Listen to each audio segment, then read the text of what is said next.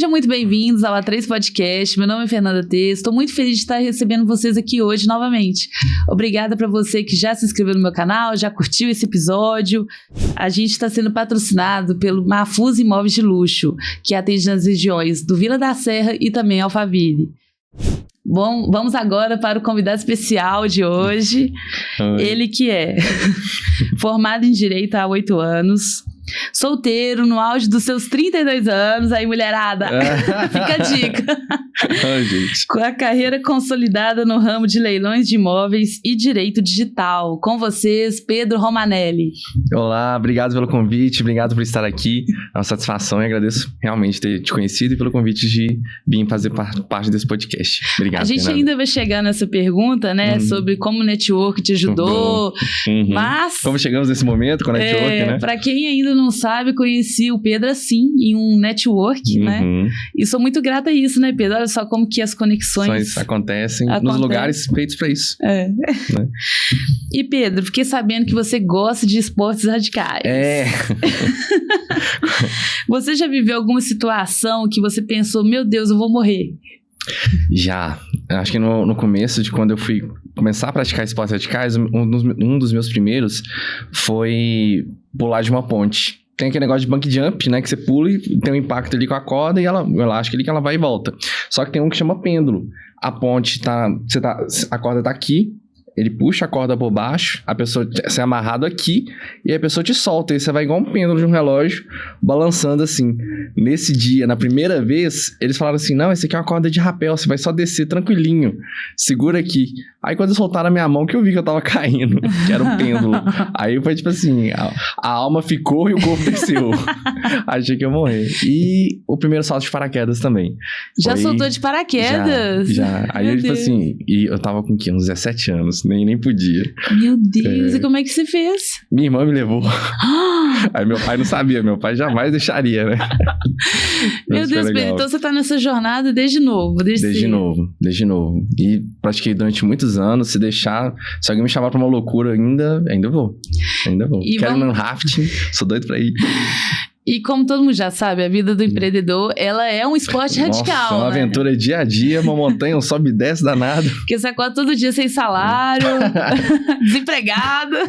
Sem saber como que vamos resolver os problemas do dia seguinte. Como que vai vir as contas e você vai pagar, mas por um milagre sempre vem o dinheiro ali e consegue, né? Sempre estamos dando um jeito. O que você acha que o esporte radical tem a ver, assim, com sua vida de empreendedor hoje em dia, assim? O que você acha que te levou a esse espírito? Eu acho que esporte de aventura, para qualquer um que participa do grupo, de comunidade, para as pessoas que se interagem, eles estão nesse ambiente, eles colocam a pessoa para testar alguns medos, testar algumas coisas que talvez nunca fizessem.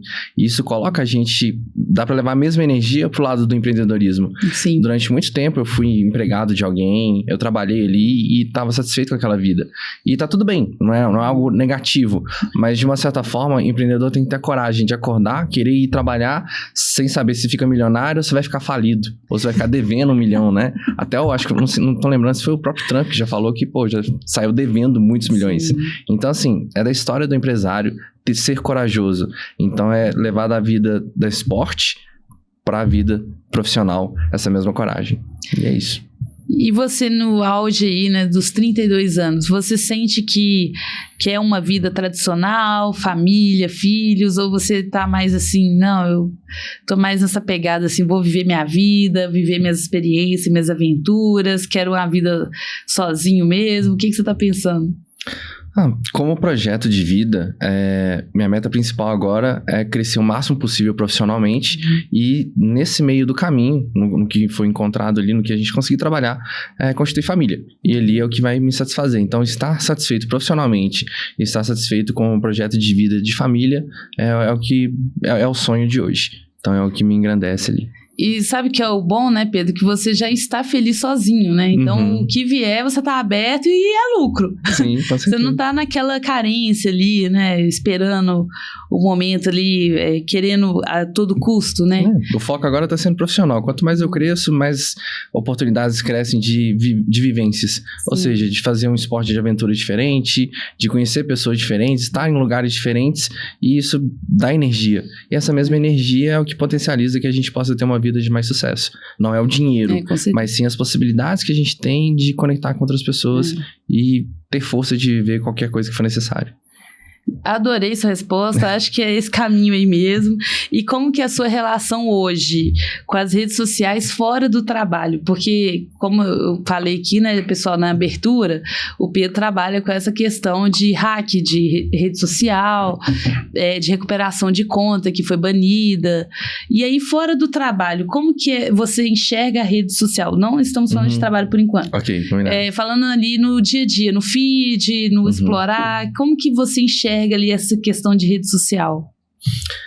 Aí só uma questão, a rede social, você tá falando da minha ou da rede social num todo, rede social para todos nós? Para você, sim, você sem usar para trabalho, você usando ali por diversão, o que você enxerga, assim, o seu ponto de vista?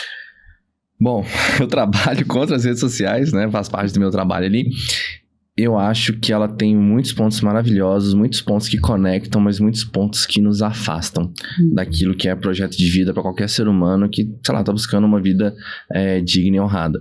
Não por coisas ilegais, ilícitas, que eu não preciso nem entrar no mérito, né? Isso aí é mais do que óbvio. Mas eu digo pelo afastamento de um conhecimento de sabedoria, pelo afastamento de coisas que conectam pessoas de forma profunda. As conexões têm sido mais rasas por causa das redes sociais, as coisas têm sido mais dispensáveis, descartáveis, as relações num todo, por causa das redes sociais, elas se tornaram mais líquidas, porque antes, né, num contexto geral, como o Bauman falava, a ideia era são tantas opções que tudo pode ser descartado porque você enxerga uma outra opção logo ali na frente. Isso a gente tá falando de amizade, de relacionamento amoroso, de relacionamentos profissionais e tudo mais. Isso tudo a rede social também trouxe. Ao mesmo tempo que gera muitas conexões, muita gente ajudou outras pessoas pela parte profissional dentro de uma rede social, mas também gera se tornou raso. E tem a parte de golpes, que aí é a parte, tipo assim, criminal, que a gente não precisa nem relevar muito, porque a rede social também permite que muitos golpes aconteçam, muitas pessoas possam ser enganadas, e aí a gente tem o quanto que é vulnerável. Então a rede social hoje é lindo e maravilhoso como uma ferramenta usada com sabedoria, com segurança. Agora, colocar na mão de um criminoso, de um jovem, de um adolescente, para ter 1000 crises e tudo mais, isso é muito inseguro. Então, a rede social tem os dois lados. Muito positivo para nosso crescimento como sociedade, mas muito negativo como excesso de informação ou por tornar todas as relações muito rasas. E quando você não está trabalhando, você é um usuário mais ativo ou mais desconfiado? Eu sou um usuário mais confiado. Até por lidar com isso, eu também reconheço que às vezes eu tenho um vício de rede social. Então, às vezes, vou dormir, o que eu tô fazendo? Vou ler um livro? Não. Tô ouvindo uma música? Não. Tô indo dormir mesmo? Não. Eu tô relambendo alguma coisa pra ver. Deixa eu ver o que teve de novo nas 7 horas que eu não olhei aqui. Não é isso que a gente precisa. Não é. Concordo. Mas tá impregnado na gente. Também tem muito fake news também. Nossa. Né? No sentido assim, não falo nem de política, eu falo também. Mas eu falo questão... O que acontece? Infelizmente, eu conheço alguns casos de pessoas que estão em depressão. E eu sou, tipo assim, próxima da pessoa e sei que tá em depressão e tá triste. Só que se você for lá na rede social dessas mesmas pessoas, tá, assim, uma vida de vitrine, assim, a novela maravilhosa. Aí você fala até assim... A vida dos sonhos. Nossa, uau, eu queria estar aqui também. Mas... Quem é do meio, assim... Quem tá próximo. Da vida real, sabe que não é. Que aquilo ali é mais a pessoa tentando despistar que não tá mal, né? E a rede social tem muito disso também, né, Pedro? Acho que aí a gente tem um pouquinho de uma exploração emocional. A rede social também coloca... Você pode estar com uma vida super digna, um trabalho super legal, uma remuneração super legal, mas como você se coloca num meio ali da rede social, que tudo... Você tá no Brasil, a pessoa tá em Bahamas. Parece, a pessoa tá, sei lá, em Londres, Paris. Parece que a pessoa tá vivendo uma vida dos sonhos. Mas às vezes, o que tá no porta-mala dela não é o que ia te realizar. Mas a rede social coloca isso da gente sempre criar uma meta. Eu tô feliz, tenho tudo, mas não tô em Paris. Então tô infeliz. Então a rede social acaba criando esse desejo que não é real, não é necessário. E a fake news acontece da mesma forma.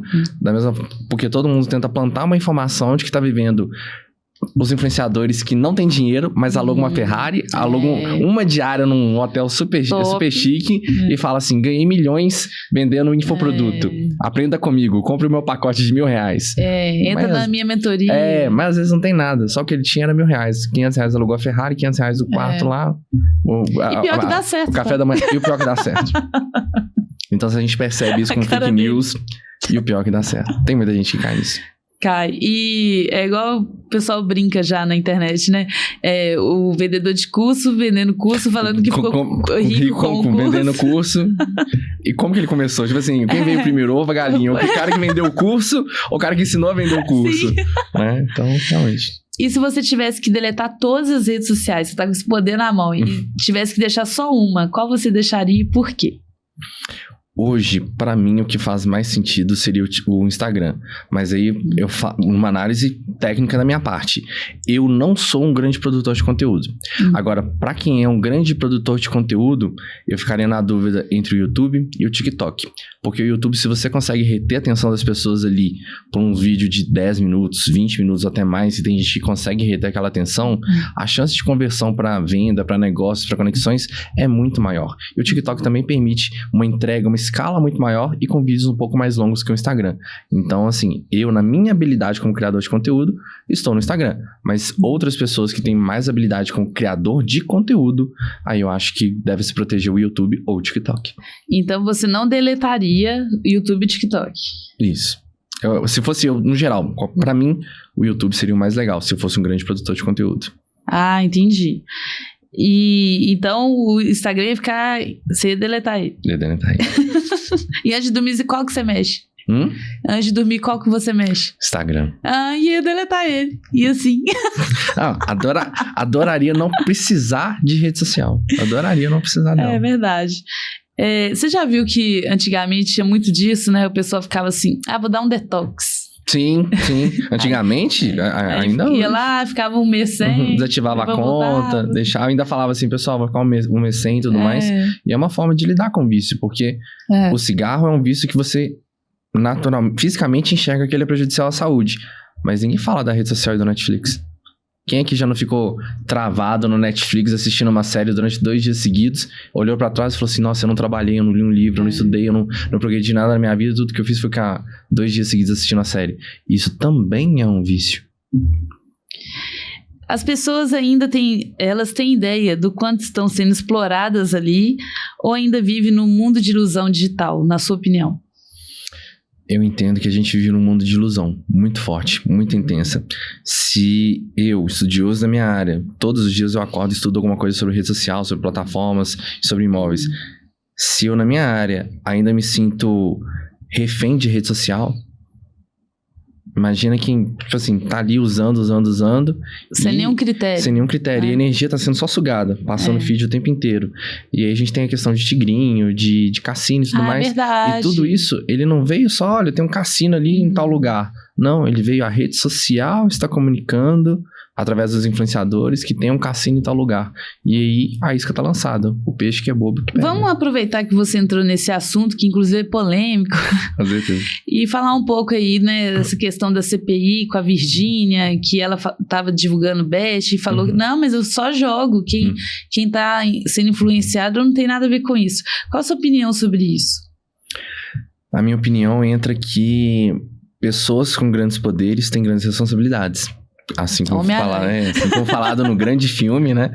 Mas a ideia é que se você tem uma grande influência sobre as pessoas, você tem responsabilidade. Se um jogador de futebol começa a falar assim, olha, tal pessoa me enganou, qualquer coisa, taquem fogo na casa daquele sujeito. Essa influência vai gerar um ataque que alguém vai jogar fogo na casa de tal sujeito. Um fã maluco vai jogar fogo na casa daquele sujeito. Se alguém morrer, vai falar que o influenciador não tem culpa?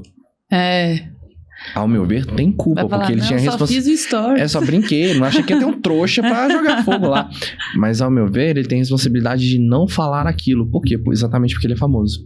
Sim. Porque se ele fosse um ninguém, ele poderia falar isso na mesa do bar e torcer porque os 5 outros bêbados lá não acreditassem naquilo de, não vou tacar fogo, eu não sou trouxa. Agora, quando ele fala pra milhões de pessoas, assim como a Virgínia, ela fala pra milhões de pessoas, quando ela ensina algo errado, algo que vai tirar a prosperidade das pessoas, tirar a capacidade de renda, para ela com milhões no bolso, é fácil. Agora, ir pro cara que só tem R$1.000 e gasta 1.000, ainda pega 100 com agiota. E ainda fica devendo os 1.000, aí vai no banco, enfim, aquela bola de neve. E aí quando vê, assim, eu já convivi com pessoas que tiveram a vida arruinada por causa do joguinho online. E aí veio por quê? Algum influenciador me influenciou, falar, tava de bobeira, e é interessante entrar nesse assunto. Você, como advogado, resolveu algum problema nesse sentido de tigrinho ou ainda não? Não chegou na sua mão? De tigrinho já teve gente que veio até mim falando que, olha, ganhei, sei lá, R$5.000 lá e não consegui sacar o dinheiro. E aí, esse tipo de problema, eu falei assim, olha, ok, a gente pode lutar para tentar recuperar isso, mas a proposta é X. E aí, naquele valor, não valeu a pena. Mas eu já vi casos de gente que conseguiu ganhar R$100.000, aí vale a pena lutar.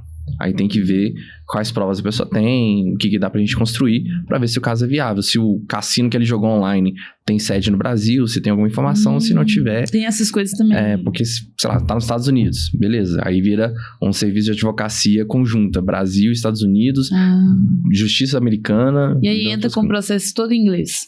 Entra com o processo americano. E você faz também, ou não? Em parceria com outros advogados, a gente faz. Aí tá vendo, pessoal? Quem estiver passando por esse problema... E tem gente que passa com valores altos, né? Com certeza. E agora vamos falar de casos reais aqui e também do seu trabalho, que é a melhor parte, né? Que tá todo mundo querendo saber, todo mundo curioso, inclusive eu, tô curiosa.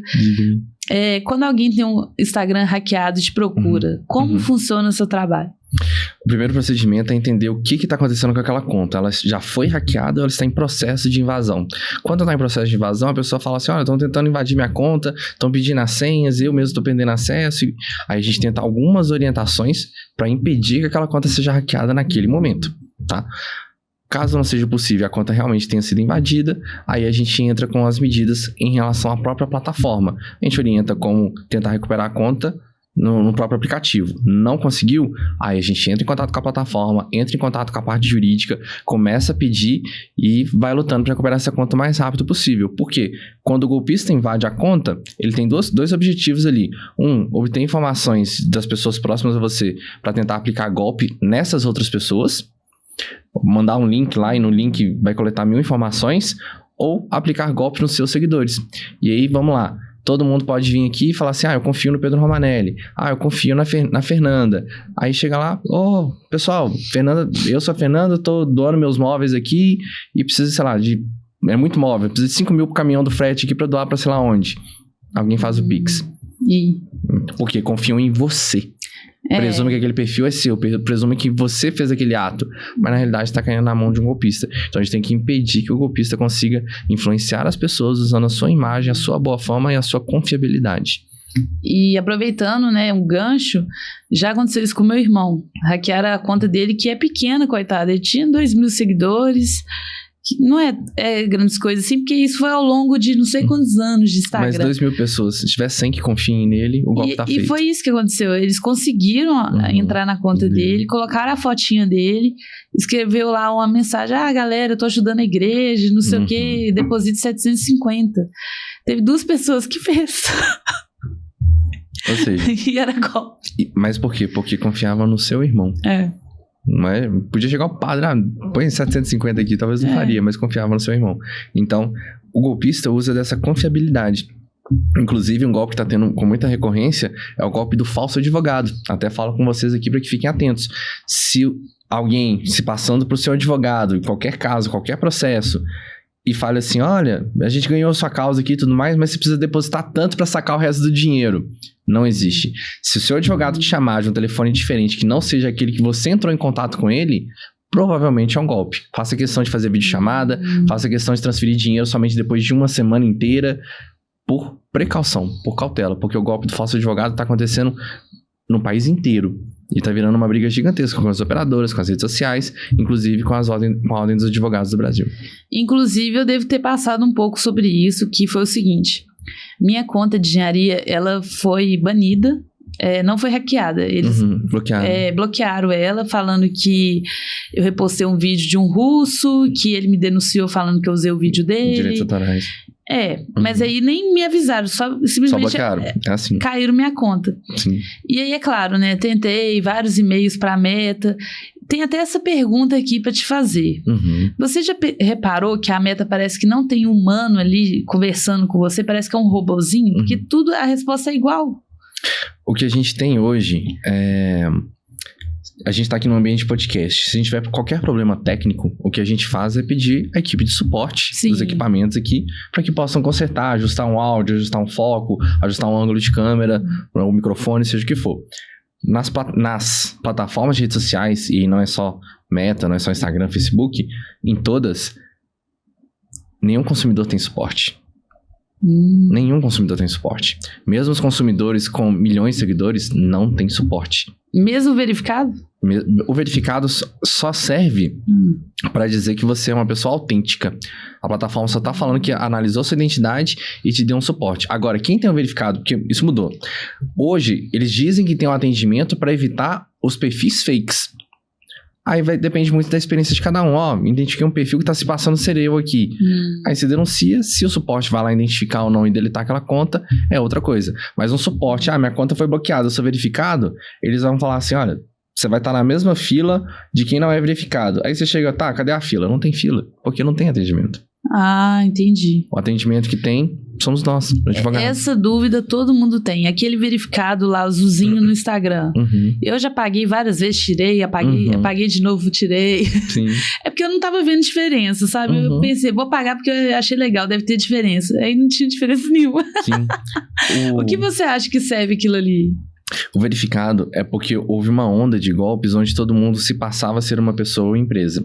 Então, se alguém é fã, sei lá, do Luan Santana, e aí chega lá um outro perfil com seguidores comprados, se passa pelo Luan Santana e fala assim, olha, vou te dar 10 ingressos grátis, mas pra você ganhar 10, você tem que comprar 5.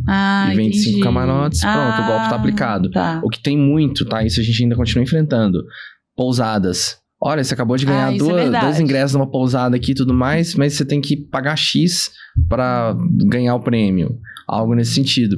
Então, as pousadas passavam por muitos golpes. Então, um cliente potencial que comentava no perfil oficial da... Nossa, queria tanto estar aí com vocês no dia tal. Aí o golpista via o comentário, chamava o cara. Olha, estamos no nosso perfil de marketing, de propaganda. Você acabou de ganhar uma cortesia, mas se você quiser, tem que pagar o seu ingresso. Quando vê, R$1.000 indo embora. Então, o verificado é para verificar que aquela pessoa ou empresa é realmente ela, quem ela diz ser. É a mesma coisa de um policial pegar a sua identidade, olhar para sua cara, identidade, falar, você é você. Ah, não, então... Mas isso também gera o quê?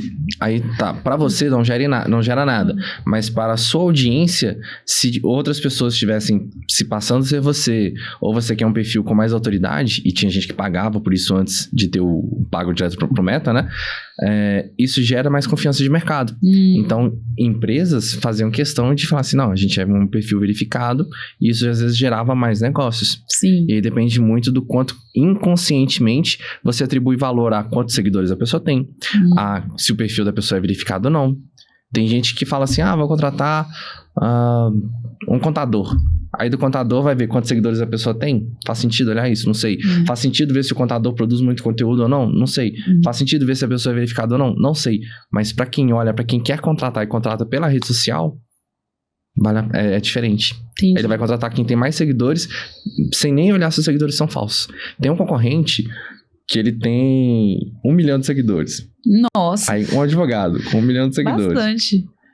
Aí você vai olhar as postagens, não tem 3 comentários. 1 milhão de seguidores, não tem 3 comentários? Tô comprado. Não faz o menor sentido. Aí a curtida omitida, né? Que também, aí vai. Ou seja, quem vai pelo número de seguidores, cai.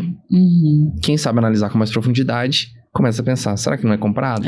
Será, né? Tipo assim, qual que é a carreira que esse cara tem pra ele ter produzido tudo isso? Quando vai olhar os resultados, não tem por que ter tanto seguidor. Não faz sentido. Inclusive, vejo até algumas blogueiras assim também. Que tem muito seguidor, mas a foto é pouca curtida. Aí você fica assim, não, como que é blogueira? E aí você olha, lógico que cada um tem seu método de ganhar dinheiro e tudo mais. Mas às vezes não faz sentido a pessoa tá numa Ferrari um dia, num Lamborghini no outro e tudo mais. Quando você vê, às vezes foi uma técnica de alugar carros, demonstrar status pra comprar, vender alguma coisa cara pra alguém e sumir. Porque os golpes de pirâmide, eles são assim. Eles trabalham com gera-se status, gera-se desejo, gera-se sonhos, pra depois pegar o dinheiro e ir embora. E aproveitando esse papo de blogueira, influenciadoras, você já pegou algum caso real de prejuízo real quando a conta dessa pessoa foi hackeada? Já. Muitos influenciadores às vezes trabalham com publicidade. Essa publicidade são contratos de, olha, você tem que postar 3 vezes por semana, 3 vezes por mês, seja o que for, em X plataformas e tudo mais. A principal das plataformas era sempre o Instagram. Então, tipo assim, 2 vídeos no YouTube, 2 vídeos no TikTok, 5 vídeos no Instagram e tudo mais. Agora, se sua conta é hackeada ou bloqueada, como é que você cumpre o contrato? Você não cumpre o contrato, você não consegue entregar aquela postagem dentro do Instagram ou dentro de uma plataforma. Aí você tá o quê? Descumprindo o contrato. Não por sua responsabilidade, não por negligência sua. Por um fato alheio à sua vontade. Se cair um meteoro aqui, não tem como a gente cumprir um contrato de alguma coisa. E como é que você fez nesse caso? Aí o que a gente fez o quê? A gente entrou em contato com as empresas, falou que a gente teve um problema, um imprevisto que não podia ser defendido, não podia ser evitado. A conta foi hackeada, aconteceu e pode acontecer com qualquer um. Que a gente não tinha como cumprir aquele contrato naquele momento, para paralisar, pausar, suspender o contrato até que a gente recuperasse a conta e pudesse dar continuidade. E assim não tivesse multa para o meu cliente. As empresas entenderam, e se não entendessem também, eu poderia entrar com a medida judicial pedindo para suspender o contrato, porque não foi culpa do meu cliente. Assim como a pandemia não foi culpa de ninguém, muitas coisas foram suspendidas, muitas cobranças foram suspensas. E aí a gente vai recuperar a conta bloqueada ou hackeada para evitar esse tipo de prejuízo e recuperar o faturamento do influenciador. E sobre golpes digitais, qual o seu conselho para as pessoas não caírem em golpes? Pode falar olhando para a câmera, você já fala direto com o cliente aqui. O principal conselho que eu tenho para que as pessoas não caiam em golpes é desconfiar de benefícios financeiros muito rápidos e muito altos. Verdade. E sem segurança. O que é sem segurança? Você pergunta para a pessoa, você tá me dando uma oportunidade gigantesca. Seu pai e sua mãe investiram? Às vezes é uma forma de medir. Investiram. Me manda a prova. Deixa eu ver o comprovante. E aí você vai medindo. Deixa eu fazer uma videochamada com você. Olha, tudo bem. Eu só posso fazer esse investimento daqui a 1 semana. Deixa eu ver. Aí você verifica tudo que tem em volta daquela empresa, daquela pessoa, para ver há quanto tempo existe o negócio, para ver há quanto tempo tem de segurança e de estabilidade e ver se você conhece outras pessoas que realmente consumiram aquele produto. Porque não existe vantagem financeira muito alta, muito rápida, sem risco. Tem que entender, como empresário, como investidor, seja como for, você só tem lucro de verdade se você investe e corre o risco de perder tudo. Se você chega, alguém falar, não tem risco de perder nada, investe aqui, você vai ganhar muito e rápido, não faz sentido. Por que ele tá te vendendo isso? Era só ele apostar tudo que ele tinha e ganhar o dobro que você. Então, desconfie disso. Com isso, aí você evita de cair no golpe e analisar se aquilo que eles estão te vendendo, por exemplo, criptomoeda. Teve muito golpe de criptomoeda.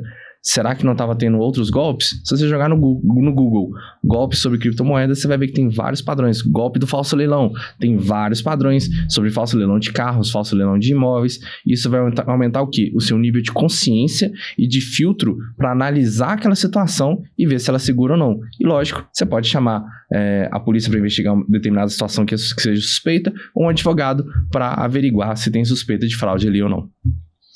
E nessa época que aconteceu isso de hack e tal, você acha que a Meta deveria ser responsabilizada ou também ela não tem culpa? As plataformas, elas são responsáveis pela falha de segurança. Você não coloca o seu dinheiro no banco e espera que o banco seja roubado e que o banco fale assim, olha, roubaram o seu dinheiro. Não. Foi mal. Foi mal. Sorry, né? Roubaram o dinheiro do banco. O banco que se vire com seguro, com o que for, com a outra unidade deles para devolver o nosso dinheiro. Eles não podem falar assim, olha, poxa, roubaram só o dinheiro da Fernanda aqui no banco. Foi mal. Não tem como. E o que acontece? O banco, ele é responsável, o que ele vende, o que ele cobra de taxa, o que ele oferece de serviço, é a proteção pro seu dinheiro ali. Sim. A mesma coisa vai acontecer com as redes sociais. O que eles vendem é uma conta, na qual te oferecem a forma de segurança de uma senha, e que eles devem manter aquela conta segura. Se eles não mantêm a segurança, cabe a eles desenvolver novas tecnologias para oferecer a segurança e evitar que o consumidor deles seja prejudicado com uma falha de segurança. E enquanto acontecer isso, a falha de segurança pode ser pela conta hackeada, mas também pode ser por uma falha de transparência. Quando uma conta é bloqueada, imagina que você tem um contrato aqui, o próprio perfil aqui do podcast quantas pessoas vêm pro podcast por causa do perfil de rede social. Sim. Imagina o faturamento indo a zero, mantendo equipe, mantendo equipamento, mantendo aluguel no ambiente, indo a zero porque a conta de Instagram foi bloqueada. Tá, aí você pergunta pra rede social, por que foi bloqueada? Violação das diretrizes. Vai ler as diretrizes numa plataforma de rede social. Você fica 5 dias pra ler, no 6º dia eles mudaram. Aí você tem que ler tudo de novo. Então, assim, não tem transparência. E aí a gente luta pra exigir a transparência ou exigir mais segurança. E aí reaber as contas. Inclusive, comigo aconteceu isso, né? Derrubaram minha conta de mais de 50 mil seguidores. E aí eu tava com engajamento altíssimo. Todo dia eu ganhava 100 seguidores, ganhava 100 curtidas. É porque eu tinha feito vários vídeos que viralizaram. Eu tinha mais de 3 vídeos com mais de milhões de acesso. O vídeo. Mas era relacionado à engenharia e tal. Mas não fui eu que criei o vídeo, não. Eu peguei de alguém que fez, remixei ele com alguma coisa minha e coloquei, entendeu? Como se estivesse criando um conteúdo em cima de um conteúdo. Por isso que ficava tão interessante. Porque eu já pegava algo que estava hypado, ia lá e colocava mais alguma coisa em cima desse hype e postava. E aí todo mundo ficava compartilhando, todo mundo curtindo, comentando. E eu tava crescendo muito rápido. Eu acordava, tinha que ganhar 10 mil seguidores de um dia pro outro. Legal. E aí o Instagram simplesmente baniu minha conta. Só que nessa época eu fiquei muito mal. Assim. Foi quando, mais ou menos? Foi ano passado. Ano passado? A gente não se conhecia ainda. Meio do ano passado, E aí eu fiquei correndo atrás de um advogado. Por isso que esse tema é tão importante. E não achava ninguém que mexia com isso. Eu tive que contratar um cara lá de São Paulo, que eu nem me conheço, também não conheço ele, achei pela internet. Fui no Reclame Aqui, todo mundo elogiando ele, falando que ele é bom. Paguei e, assim, rezando pra dar certo. Aí deu certo. Que bom. Deram a causa ganha. A meta vai ter que me pagar. Uma multa de, falaram que é entre 10 e 15 mil. Pelo prejuízo que eu tive, no sentido de cliente também, porque era a conta que eu usava para projeto. E aí, o que aconteceu nesse meio tempo? Meu portfólio tinha um @ do Instagram. Aí meus clientes queriam me contratar e falavam assim, mas não tô achando seu Instagram. Essa é a parte horrível. Porque às vezes tudo que você entregava, todo o seu design de marca, tá ali vinculado àquele perfil. Que nessa época eu nem tinha portfólio, porque eu jogava tudo dentro do Instagram. Aí eu fiquei assim, e agora? O Instagram era seu portfólio. Agora, imagina pra quem é modelo, tipo assim, trabalha com aquilo. Imagina pra que, tipo assim, eu, por exemplo, eu sou só Instagram. Eu sou Instagram e site pessoal, mas eu não tenho um TikTok, um YouTube que eu produza conteúdo lá. Então, se me bloquearem, eu tenho que fazer toda uma conta de renda que eu deixo de ganhar para pedir danos materiais. E eu tenho que comprovar, e às vezes esse é um desafio. Sim. Então, na hora que gera um bloqueio de conta, eu entendo que o que eu protejo, o que eu faço, não é lutar por uma continha de rede social. Porque às vezes para um juiz, esse é um desafio que a gente tem, para um juiz de 50, 60 anos de idade que tá ali com o martelinho dele, o que a gente está lutando é por uma continha de rede social. Mas na realidade, a gente tem que entender que eu tenho clientes que ganham mais do que juízes. E esses clientes ganham mais do que juízes por causa de quê? A continha de rede social. E às vezes, poxa, quanto tempo o cara estudou para virar juiz, sei lá o quê? Aí chega uma pessoa de 22 anos, ganha mais do que o juiz, ganha mais do que eu, ganha mais do que todo mundo, com uma continha de rede social. Então, aquilo ali é o patrimônio empresarial daquela pessoa. A gente trabalha com carro? Beleza. A pessoa compra um carro com uma semana de trabalho no Instagram dela. E aí? Então, assim, a conta é muito importante para quem vive dela. E a gente tem que traduzir isso pro juiz, para pedir urgência na devolução da conta. Eu tenho uma cliente, por exemplo, que a perda de faturamento dela mensal foi de 300 mil reais. Nossa! A conta dela ficou bloqueada 6 meses. Desse bloqueio de 6 meses, o que a gente teve foi uma indenização. Aí a indenização foi de 10 mil. E a multa. A multa que a gente chama de astrente, a multa, ou seja, a gente ganhou o processo, a plataforma recebeu a ordem do juiz para devolver a conta, a plataforma não cumpriu. No que ela não cumpre, o juiz tem que aplicar uma medida coercitiva. O que é uma medida coercitiva? Uma medida que visa realmente forçar a empresa a cumprir. A empresa não tem opção de não cumprir. E nisso, a multa foi de R$1.000 por dia, 5 mil por dia, 10 mil por dia, 20 mil por dia. E aí a gente está na casa de 700 mil reais de multa acumulada. Meu Deus. Então, e não devolveram? Não, devolveram. Olha, eu quase 1 milhão. Não, eu bati lá e falei assim, alguém sai preso. Ou vai ser eu ou vai ser você lá dentro. Mas devolveram. Mas na base da força, ou seja, na base da grana e na base de chegar lá e falar assim, só sai daqui com a polícia e a imprensa, devolver a conta. Então é uma luta, realmente lutar contra as plataformas, porque para eles os 700 mil é o dinheiro do pão.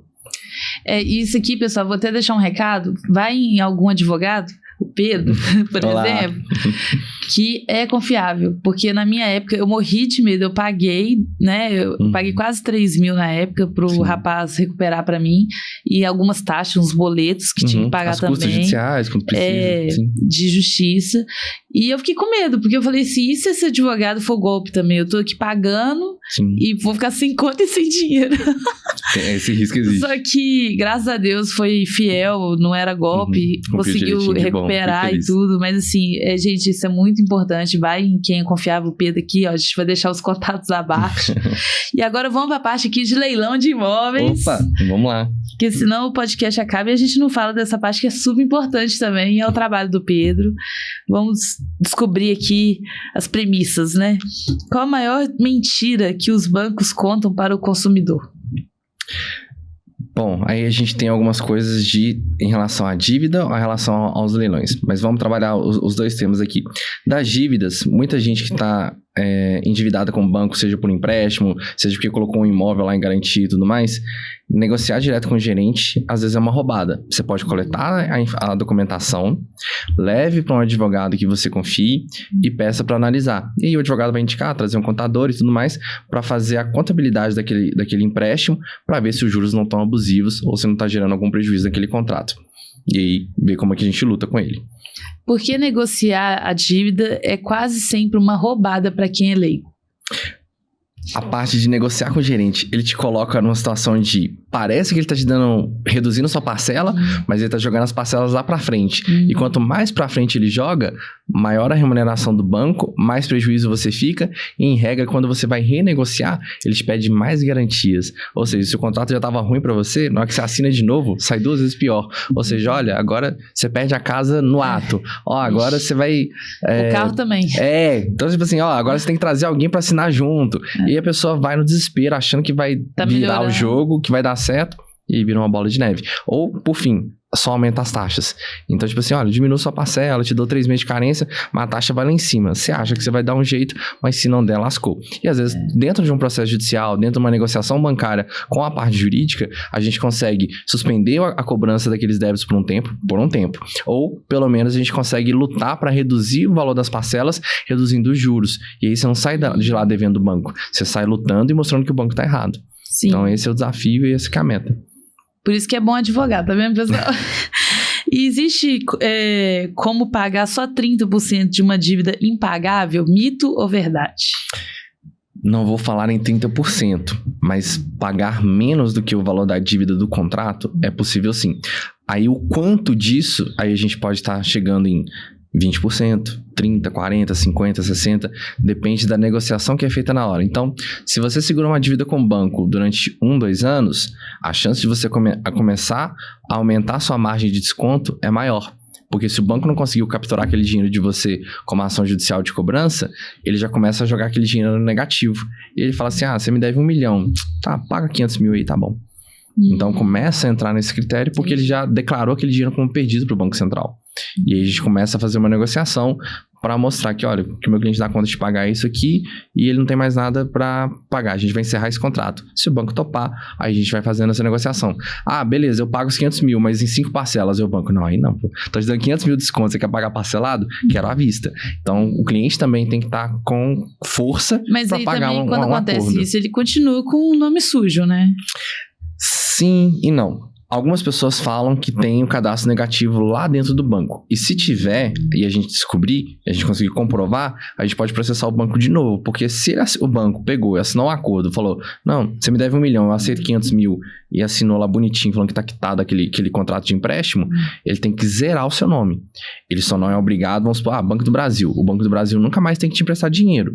Mas... ele não é... Os outros bancos não precisam ficar sabendo dessa negociação. Ah, entendi. Ele não pode te negativar na praça toda, só no Banco do Brasil.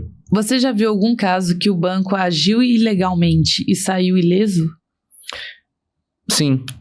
Quando o cliente está prejudicado com um contrato ruim, com juros abusivos, ele não faz nada. Aí o banco sai ileso e com o dinheiro dele. Você acha que o sistema bancário no Brasil é feito para deixar as pessoas endividadas? Sim. Porque da análise que é feita, o seu cartão de crédito, ele não é feito, ele não te dá um limite, poxa, a Fernanda é bonita, eu vou dar um limite pra ela de X. Não, na realidade eles falam assim, olha, sei que a Fernanda ganha tanto, eu posso dar um limite de crédito pra ela de X, e se ela se endividar, a dívida dela aumenta, mas a gente consegue pegar esse dinheiro dela. Por isso que às vezes algumas pessoas têm um limite de R$1.000, 5.000, 10.000, 100.000, porque ele sabe o quanto ele consegue tirar daquela pessoa.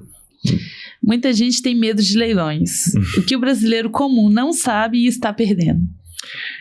Ele não sabe que o leilão é uma forma segura de ter um investimento ou de comprar a casa própria, um estabelecimento comercial, seja como for, desde que você faça alguns estudos de análise. O que é um estudo de análise? É pegar e ler a matrícula do imóvel, entender o que está ali, olha, tem mais alguma outra dívida, tem alguma dívida trabalhista, alguma coisa. É um leilão judicial, ou seja, alguém está devendo dinheiro e o juiz fala assim, olha, pega aquele imóvel, vamos vender para pagar a dívida, isso é um leilão judicial. Ou é um leilão extrajudicial, alguém tentou financiar o imóvel no banco e não conseguiu pagar. Aí o leilão está sendo pedido pro banco, não está sendo pedido para a justiça. E esses imóveis, ambos, tanto judicial quanto extrajudicial, são oportunidades de comprar imóveis com até 50% de desconto. Pode ser um imóvel, pode ser um lote, pode ser um galpão, pode ser um carro, pode ser uma Ferrari. Que mais que eu vi ontem? Eu tava olhando lá, eu tava vendo um T-Cross. Não sei porque agora vocês me acham que vou comprar um T-Cross do leilão. Acho lindo.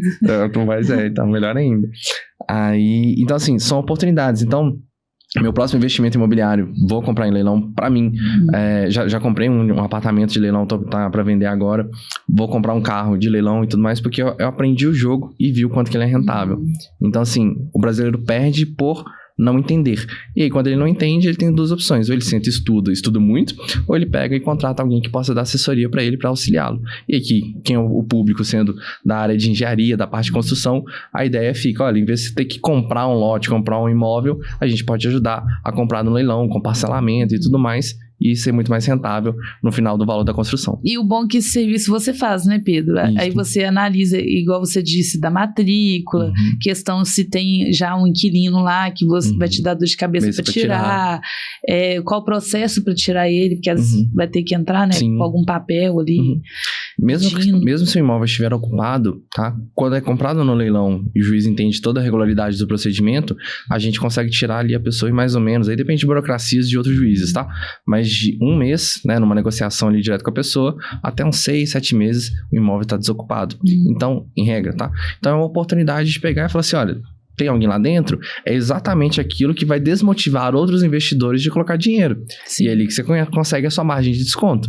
Porque se todo imóvel fosse desocupado, fácil, limpo, liberado e reformado, tava cheio de gente pagando preço de mercado. Você compra fora do preço de mercado, né? Justamente porque tem um BO. Porque tem um BOzinho, mas é um BOzinho assim, que você só tem que dar tempo ao tempo. Ele é resolvido. E dá para começar com pouco dinheiro? Se eu tivesse 50 mil hoje, o que você recomendaria eu comprar no leilão? Então, dá para começar com cerca de 10 mil reais tranquilo. Como? Os imóveis da Caixa Econômica, por exemplo, os imóveis que foram financiados à Caixa, a pessoa não pagou e ele vai para leilão extrajudicial com o imóvel da Caixa, você consegue pagar, às vezes, em alguns imóveis, entrada de 5%. Você paga a entrada de 5%, compra um imóvel com 5% de entrada e vai parcelando o resto com a Caixa. Entendi. Então, você não precisa de 50 mil. Agora, pode pegar outros imóveis em outros bancos e conseguir comprar da mesma forma com entradas de 30%, 25% e 36 parcelas, 78 parcelas, 300 parcelas, se não me engano, acho que é o Santander. Então, é possível comprar sim. Bastante. E aí você recomendaria o quê, no caso? Apartamento? Se for para moradia, o que a pessoa quiser de sonho. Mas se for para investimento, apartamento é mais fácil de dar uma reformadinha ali básica, pegar e vender de novo e tirar o lucro. E tem muito golpe em leilão também? Qual o mais absurdo que você já viu? Literalmente é um site falso que se passa como leilão, faz uma página de Instagram, fala que tem uma oportunidade gigantesca, não tem concorrência na compra daquele imóvel, daquele carro. E aí quando vê, a pessoa vai lá e fala assim, olha, tô te transferindo aqui 50 mil, 100 mil, 200 mil reais pra ficar com essa casa. E aí quando vê, o site é falso, o dinheiro foi por conta de um golpista. E qual o seu recado pra quem tá endividado, hackeado ou achando que não tem mais saída? A questão é, achar que não tem saída é uma falta de conhecimento. Porque para qualquer desafio que não seja a morte, a gente tem a opção de lutar. E lutar, às vezes, pode ser uma luta de analisar documento, de fazer uma análise de contabilidade para ver se tem juros abusivos, para ver se dá para diminuir a dívida e talvez conversar com o seu advogado. E o nosso trabalho, infelizmente, é lidar só com as partes difíceis, às vezes, com o problema. Mas é quando tem um problema que a gente fala assim, olha, peraí que talvez a gente tenha um caminho, talvez exista uma solução. E a gente luta para alcançar essa solução. Então, assim como o médico, ninguém quer ver o médico, mas às vezes ele é a esperança que é necessária. E o trabalho que a gente consegue oferecer é de lutar contra o banco, contra a plataforma, para evitar que a pessoa fique o quê? Prejudicada, porque o banco fala, você com seu problema, o problema é seu, a plataforma nem fala nada com você, você fica com o seu problema, eles nem atendem você na porta, e aí chega um advogado, a gente sai quebrando a porta. E quais foram os momentos mais difíceis que você enfrentou na sua carreira? Na minha carreira, foi deve ter uns 8 meses. Eu fui para São Paulo, tem uma juíza que tá prejudicando um caso nosso, no sentido de demora, tá? O que a gente chama de letargia. Ela não tá resolvendo o caso e as coisas estão ficando prejudiciais para o nosso cliente. Eu fui lá brigar com ela, discutir com ela, no sentido, olha, não tem como você ficar sem fazer nada. E aí eu quase saí de lá preso. Mas aí... aí meus detalhes, assim, né? Ela falou assim, doutor, tá na fila e tudo mais? Eu, não, perfeito. Se todo processo que tiver um caso semelhante como esse aqui, ficar na fila que a senhora tá colocando como fila pra gente, todos aqui que são jurisdicionados seus, ou que são objetos de decisão sua, estão ferrados. É isso que a senhora quer como sua meta de trabalho? Aí ela falou assim, doutor, dá licença da minha sala antes que eu te coloque preso aqui. Aí eu peguei, falei o que eu queria e fui embora. E tem algum conselho que você queira deixar pra quem tá entrando aí nessa área? Em qual área? De leilão.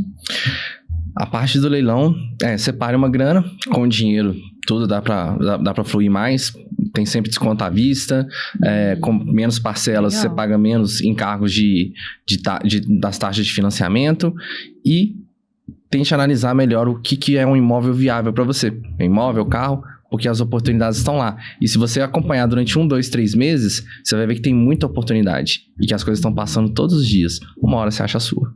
Com certeza. É bom acompanhar, né? Igual você falou. Porque aí você cria noção de mercado. Porque oportunidade é a primeira coisa. Pra você ter uma oportunidade, é ter consciência. Ninguém tá na oportunidade e fala assim, como é que você ganha na loteria sem apostar? Não ganha. Então você precisa apostar, ter consciência. Apostei, deixa eu verificar o resultado. Porque se você aposta e não olha o resultado, você tira o dinheiro. Como você disse também no início do podcast, né? Não existe ganhar muito sem correr um maior risco. Né? Então, assim, o leilão, tudo bem, pode ter esses riscos, né, de ter inquilino já. O risco é só da burocracia. O seu dinheiro de volta, em regra, você tem. Aí, quanto que vai ser a margem de lucro? Porque às vezes você não sabe se o imóvel tá deteriorado ou se ele tá reformado. Às vezes a gente mete um drone lá pra coletar informação. A gente já fez isso. Então, é uma oportunidade muito grande. Acompanhe alguns leilões por uns 3 meses, que aí o seu nível de oportunidade vai falar assim, isso aqui é uma oportunidade. Isso aqui faz sentido. Isso aqui eu posso. E, poxa, aí se apaixona com o mercado. E qual site você recomenda pro pessoal olhar o leilão? Eu gosto muito do Biase Leilões e do Zuc Leilões. Então você consegue analisar muitos imóveis e de carros do Copart. Então você consegue analisar muitos patrimônios ali, você consegue ver as matrículas, entender um pouquinho, estudar o caso, e aí você fala assim, olha, essa casa aqui em tal cidade é uma oportunidade. E aí você vai ver e vai falar assim, deixa eu separar o dinheiro, porque essa casa é minha. E é muito legal. Quando fala assim, é seu, assina aqui, é legal demais. E o que te fez escolher esse caminho profissional?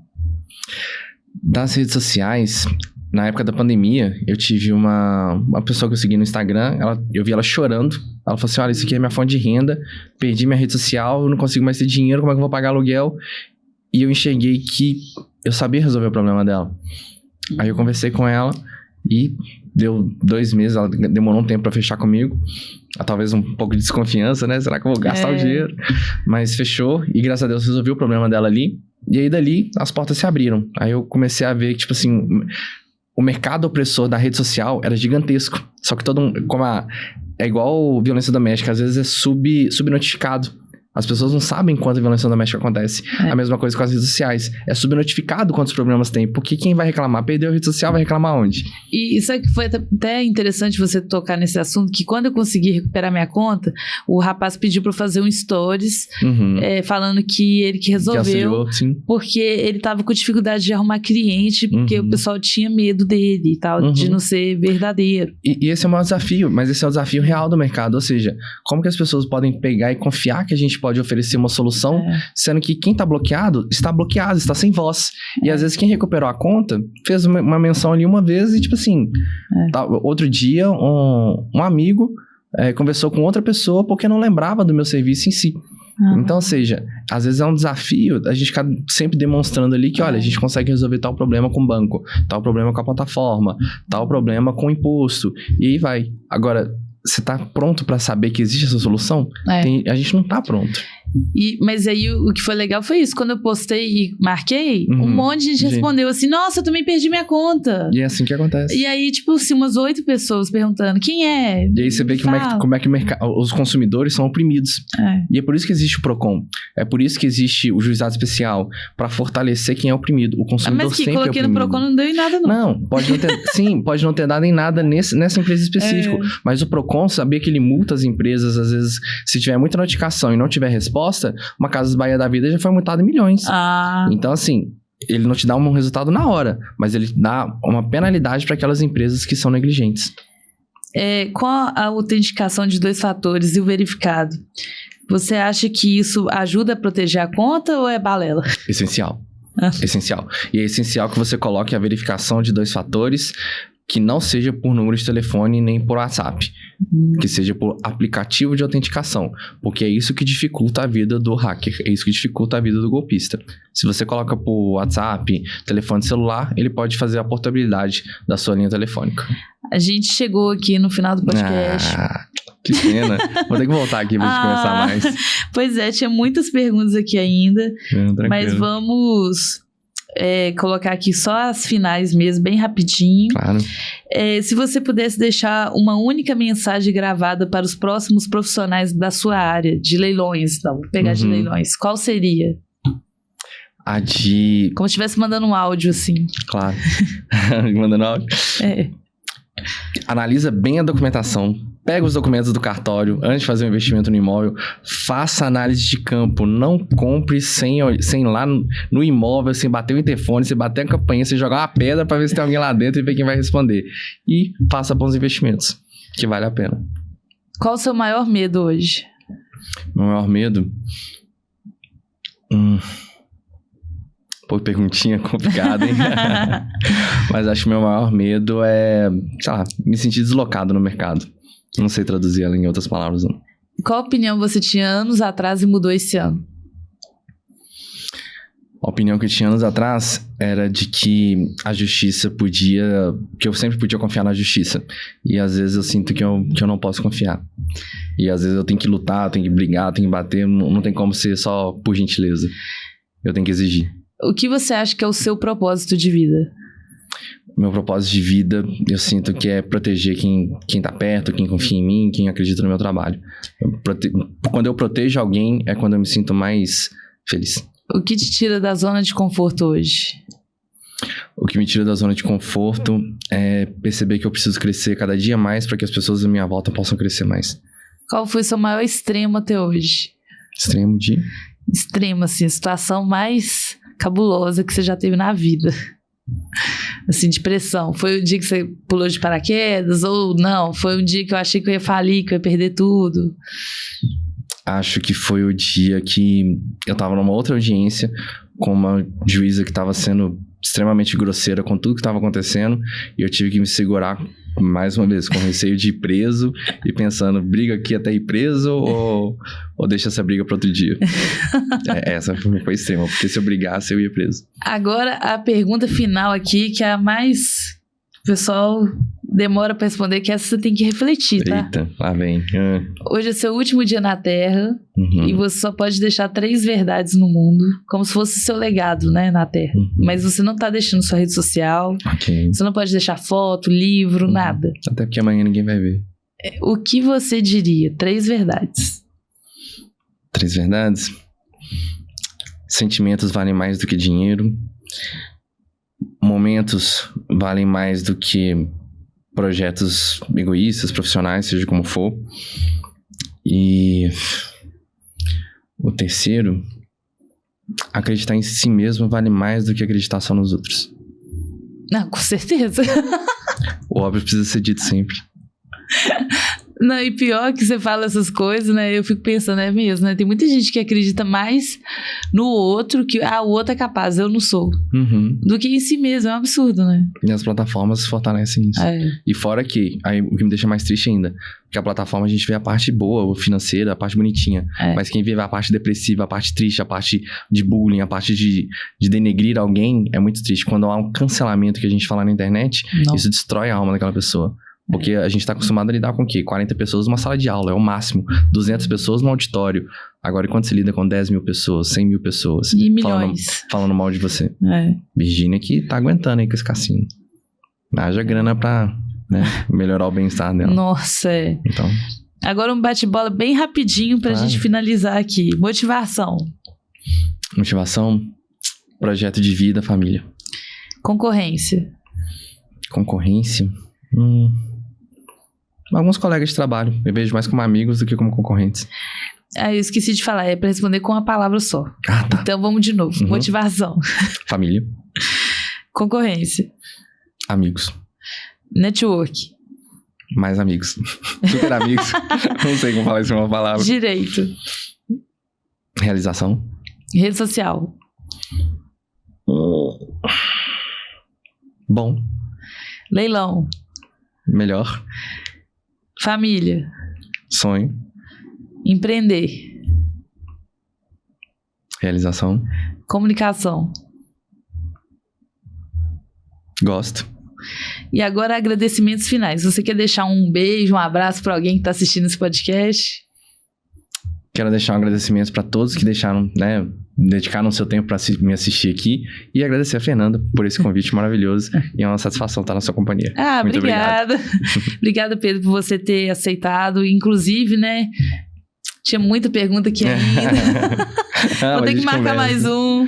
Mas o bate-papo foi super interessante. Super gostei de saber que o seu serviço é tão confiável, né? Obrigado. E isso falta no mercado, profissionais bons e que a gente possa confiar e indicar. Gentileza sua, obrigado. Não só confiar de olhos fechados, mas também indicar para os amigos, para quem está assistindo a gente.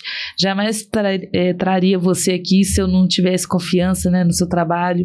E você me falou um pouco ali de leilão, no dia daquele network, eu confiei, eu falei, nossa, esse cara é bom, então muito sucesso para você na sua carreira.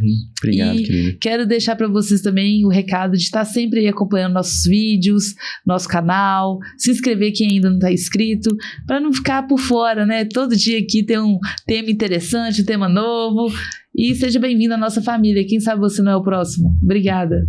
Valeu.